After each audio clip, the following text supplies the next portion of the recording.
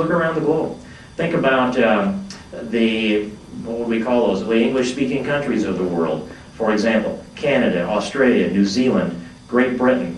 Those countries stand out easily. Are they our friends or our foes? Easy answer. They're our friends. Just because we speak the same language? No, we have a lot of things that bind us together. History, culture, Western civilization, language included. But we understand each other a lot better because we can read their newspapers, they can read ours, we can watch their TV, they can watch ours. We are bonded together with a common form of communications currency. And look at the nations that we have friction with, that we don't understand. Hugo Chavez, for example. I don't understand that man, even if he spoke English, I wouldn't understand Hugo Chavez. But Putin in Russia, there's another way of thinking over a whole different culture. We don't understand it because we don't understand their language. It's hard for us to study it. Same thing with Ahmadinejad in Iran. And you can go on and on and on around the globe. And what you'll see is being able to speak a common language binds people together across national boundaries, across cultures, across race, ethnicity. You name the characteristic, if we can speak the same language, it pulls us together.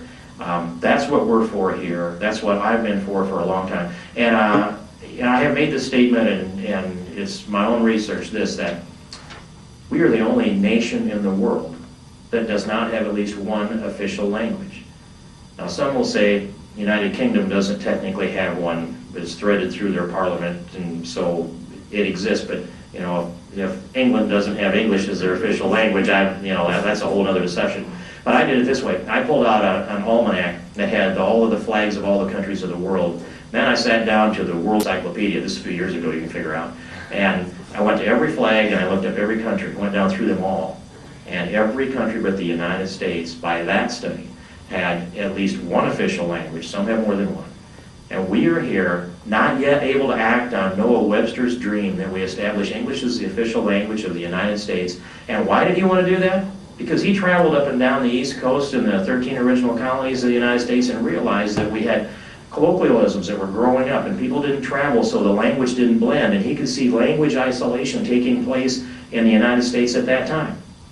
And he was concerned that we would not be a unified country, but we would become fractured because of the linguistic isolation that was beginning to take place. So he wrote his dictionary to provide this common form of communications currency for the specific purpose of binding this nation together. Webster was right. All the world are right. Even the Vatican's right. They have two official languages. I keep being my bishop. It's okay to be for official. The official language of the Vatican is Latin and Italian. So you guys want to change that, then come back and talk to me about my position.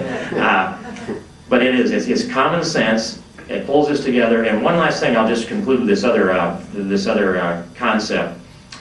Random thoughts that cross one's mind when you do this for about 12 or 13 years. And that is that I made a little trip over to China and ran across this little piece of history.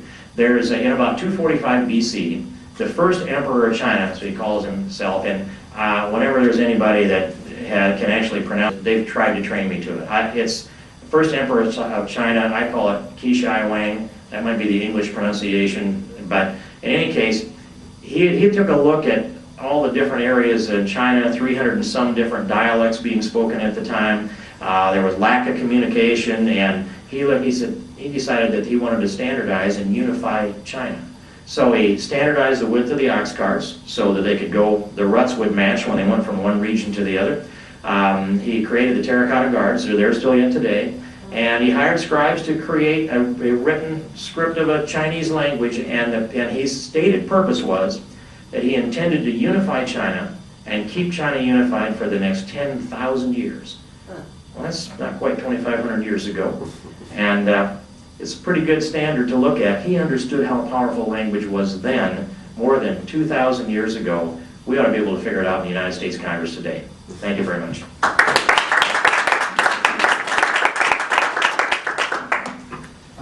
Thank you very much, Congressman. I just want to, he's going to have to go back soon, so if you have questions, why don't you take a few questions and then we'll have Don speak about the Yes. Hi, I'm Peggy Archowski with the Hispanic Outlook on Higher Education magazine. And is there pending legislation about official English for the United States? Are you planning on introducing something? I'm sorry, I got a little late, so you might have mentioned it. I have introduced it, it's HR 997, Okay. and that's the same bill number that we've carried over from the previous couple of Congresses. We have been up on that bill, I believe we peaked out at 187 co-sponsors a couple cycles ago. We're at about 112 today and moving our way up.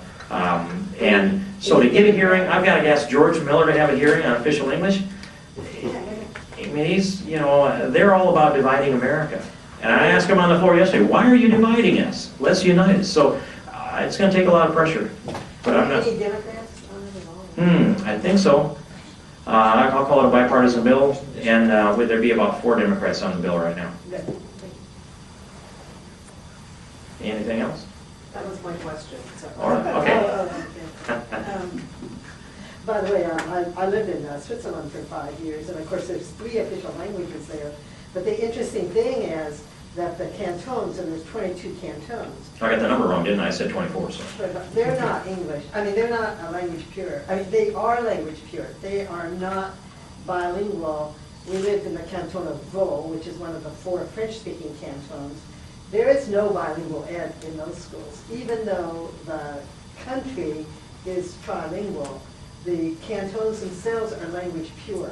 So the idea is if you go to, and your kids don't speak the language, that's your problem. That's not the taxpayer's problem, that was your choice. So they do not support bilingual ed in most of the schools. You know, and I understand that if you move to Holland, they give you a couple of years to learn Dutch. If you can't do that, see you later. Don't think of being a citizen. Yeah, the most liberal country in the world is pretty strict on adopting their culture, and we are the opposite. Was there any other questions? Okay, good. Good to go. Thank you, Casey. Well, thank you so much, Congressman. That was great. You got some wonderful stories. I hadn't heard that one. I'll have to learn how to say that in Chinese. That's great. That's great. Thank you so much.